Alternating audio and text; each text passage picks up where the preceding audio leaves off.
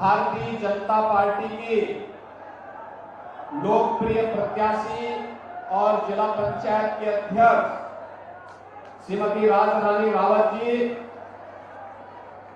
पूर्व सांसद श्री बैजनाथ रावत जी, भारतीय जनता पार्टी के हमारे सभी पदाधिकारीगण, उपस्थित सभी बहनों और भाइयों, मैं सबसे पहले आप सबका हृदय से अभिनंदन करता हूं।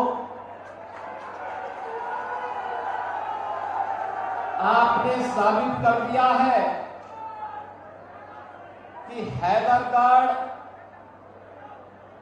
भारतीय जनता पार्टी के हृदय में बसता है। इतनी सुबह आपकी उपस्थिति इस बात का प्रमाण है। बहनों और भाइयों, लोकसभा चुनाव का आज चतुर्थ चरण चल रहा है और चौथे चरण में लोग देश के अंदर 10 राज्यों में 96 लोकसभा सीटों पर मतदान कर रहे हैं। लोगों में अपार उत्साह है।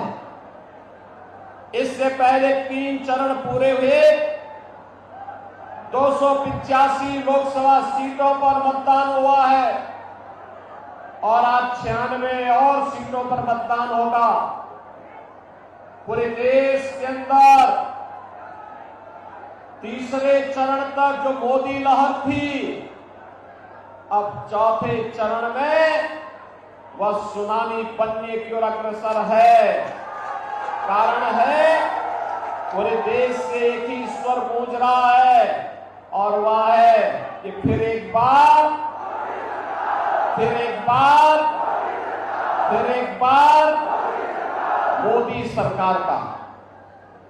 मोदी सरकार का जो स्वर गूंज रहा है। बहनों और भाइयों, ये वैसे ही नहीं है, इसके पीछे कारण है, क्योंकि आज नया भारत देश और दुनिया के अंदर हुए परिवर्तन का साक्षी है। हम देख रहे हैं दुनिया के अंदर हमारा सम्मान बढ़ा है, सीमाएं सुरक्षित हुई है, विकास के कार्य तीव्र गति से आगे बढ़े हैं और गरीब कल्याणकारी योजनाओं ने नए रिकॉर्ड बनाए हैं।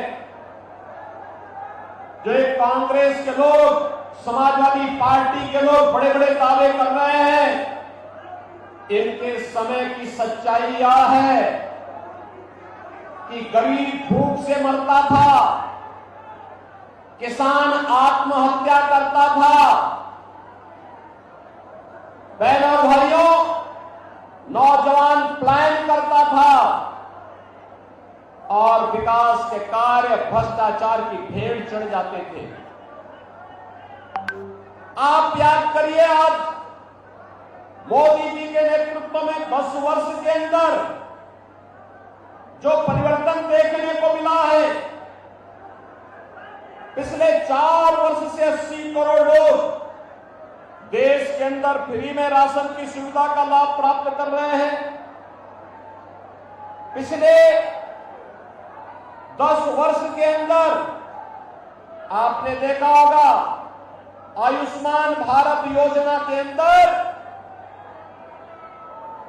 60 करोड़ लोगों को 5 लाख रुपए की स्वास्थ्य बीमा की सुविधा उपलब्ध करवाई गई। बहनों और भाइयों, 50 करोड़ गरीबों के जनधन अकाउंट खोले गए, 12 करोड़ किसानों को किसान सम्मान निधि का लाभ प्राप्त हो रहा है,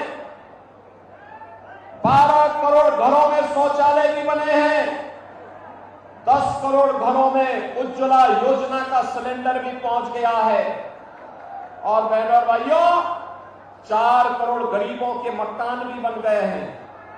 आप मुझे बताइए, ये जितना कुछ मोदी जी ने दिया है, क्या इसमें किसी का चेहरा देखकर जाति पूछ करके दिया गया क्या?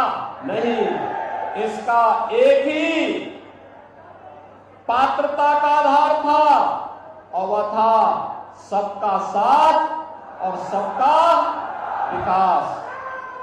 बहनों भाइयों, बिना भेदभाव के शासन की योजना का लाभ कैसे किया जाता है, यह उदाहरण मोदी जी ने प्रस्तुत किया।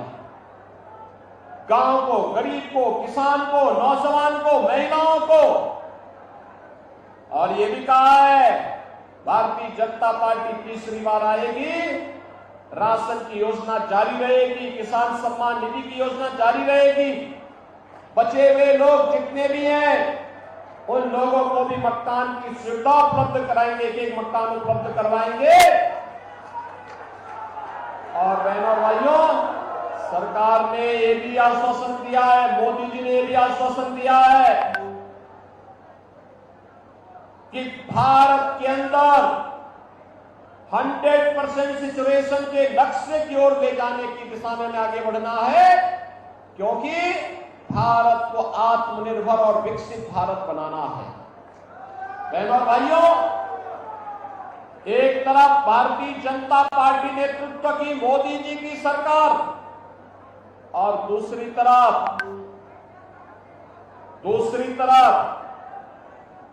कांग्रेस और समाजवादी पार्टी का घोटालों का इतिहास। जब इनकी सरकारें थी, इनके कारनामे जग जाहिर हैं। कौन नहीं जानता इनके कारनामों को? इन्होंने कोई जगह नहीं छोड़ी कि लूट खसोट करने की। हर जगह इन्होंने लूट खसोट के एक नए कीर्तिमान बनाने का काम किया था।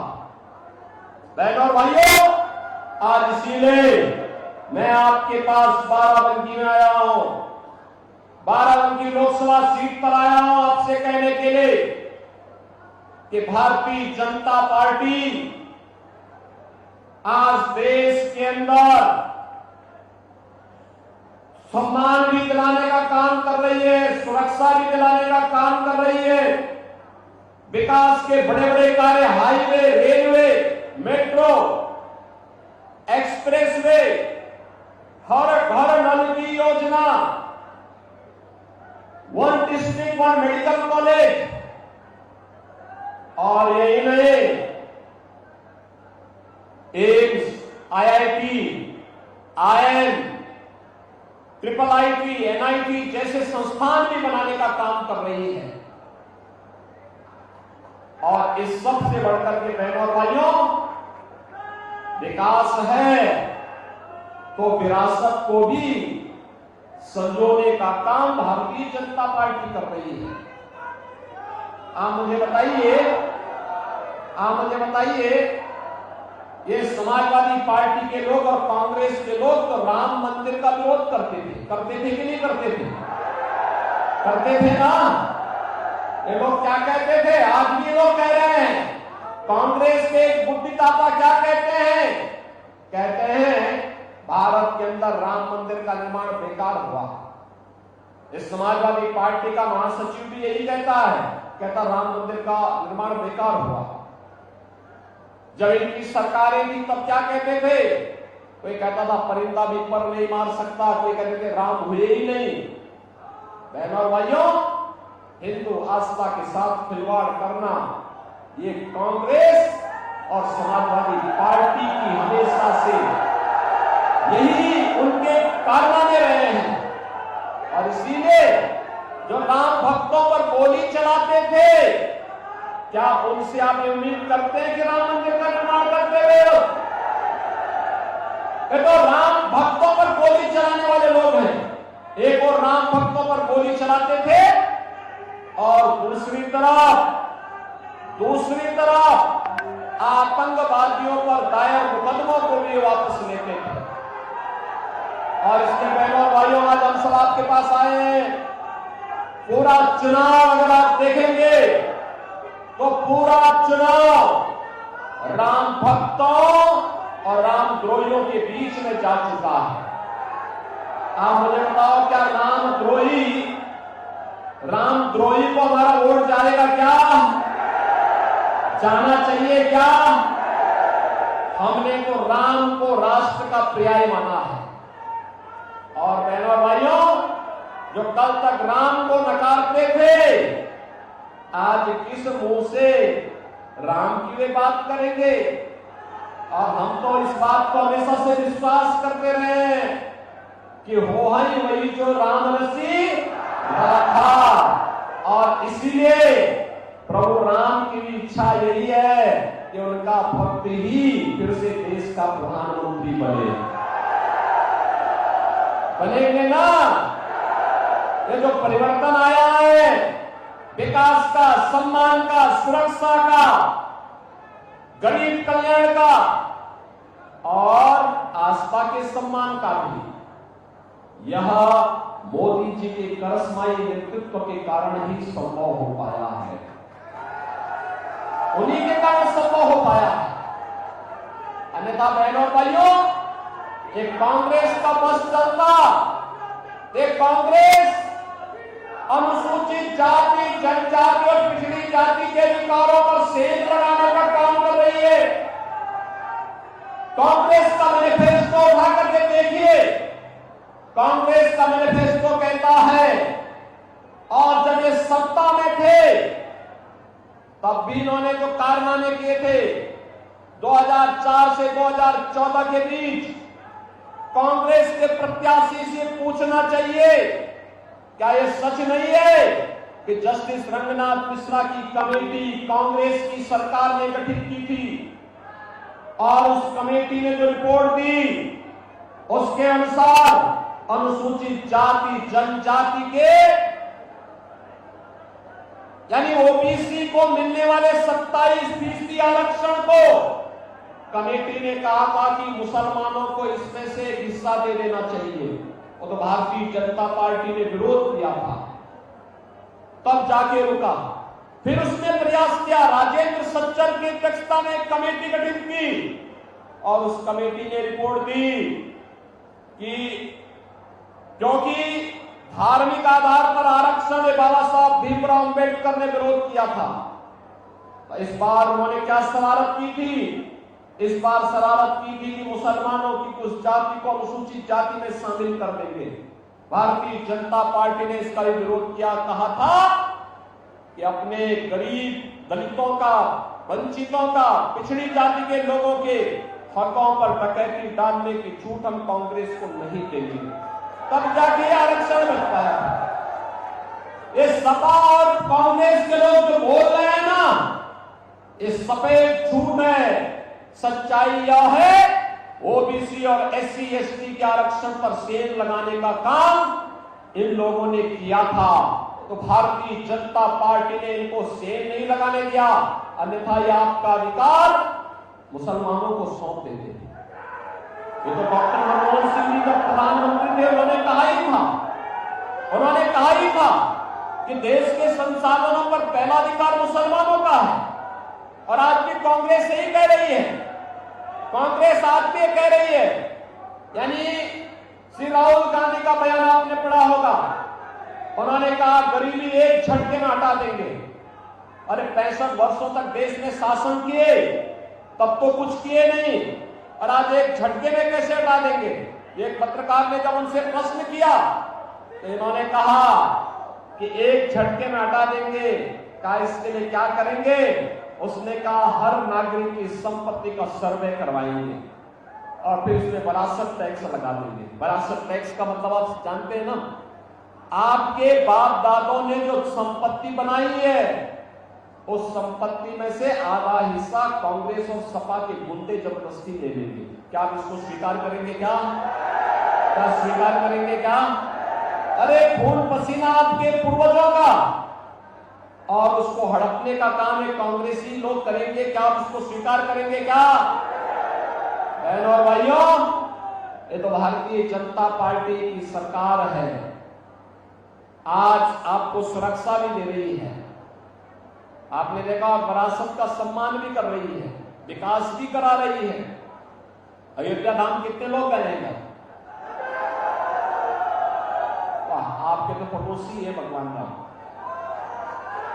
आप तो गए हैं, अयोध्या का विकास आपने देखा ना, नई अयोध्या अच्छी लग रही है ना। और ऐसे ही विकास, जैसे अयोध्या में विकास हो रहा है, ऐसे ही हम लोग महादेवा का भी विकास करने जा रहे हैं। पूरा स्वीकृति कर दी गई, सब कुछ कार्य योजना आगे बढ़ चुकी है। हमने सतीश शर्मा को इसी कार्य के लिए लगाया हुआ है। बहनों भाइयों, यह काम केवल भाजपा कर सकती है। एक तरफ अपने आराध्य देवों के और महापुरुषों को सम्मान देने का काम, अयोध्या में रामलला विराजमान हुए हैं, घर घर में राम नाम का संकीर्तन है, तो दूसरी तरफ बड़े बड़े माफिया और अपराधियों का भी राम नाम सत्य है कि अपराधी साक्षात है। अब आप देखो, एक कांग्रेस और समाजवादी पार्टी के लोगों का सहानुभूति कभी गरीब के साथ नहीं रहा, आपके साथ नहीं रहा। इनकी सहानुभूति तो माफिया के प्रति है, माफिया के प्रति। बहनों और भाइयों, ये वही समाजवादी पार्टी है। पूर्व मुख्यमंत्री कल्याण सिंह जी के निधन पर इस समाजवादी पार्टी ने संवेदना के एक भी शब्द नहीं व्यक्त किए थे। और अभी एक माफिया मरा था, उस माफिया के मरने पर मातम मनाने के लिए समाजवादी पार्टी के नेता और कांग्रेस के नेता उसके घर पहुंचे हुए थे। इनकी सहानुभूति गांव के लिए नहीं, गरीब के लिए नहीं, किसान के लिए नहीं, नौजवान के लिए नहीं, महिलाओं के लिए नहीं, बेटियों की सुरक्षा के लिए नहीं, इनकी सहानुभूति तो माफियाओं के प्रति है, आतंकवादियों के प्रति है। और जिन लोगों ने आपकी सुरक्षा में सेल लगाया है, जिन लोगों ने आपकी आस्था के साथ खिलवाड़ किया है, जिन लोगों ने आपको विकास से वंचित किया है, ये चुनाव उनको जवाब देने का सर्वोत्तम माध्यम है। और इसीलिए मैं आपसे अपील करूंगा, एक कांग्रेस और सपा का जो इंडी गठबंधन है, इसकी जमानत जब्त करवा दीजिए। जमानत जब्त करवाएंगे, लेकिन पंचम चरण में आपको ही वोट देना है। श्रीमती राजरानी रावत जी को भारतीय जनता पार्टी और एनडीए ने अपना प्रत्याशी बनाया है। उनको विजयी बना के भेजेंगे, घर घर जाना होगा, जाएंगे, एक एक वोट को कमल खिलाने के लिए आह्वान करना होगा, करेंगे, सभी लोग सहयोग करेंगे। तो फिर मेरे साथ बोलेंगे, भारत माता की, भारत माता की, भारत माता की। अब हम अपने जनपद के यशस्वी जिला अध्यक्ष श्री अर्जुन मौर्य से आग्रह करते हैं और आए। धन्यवाद।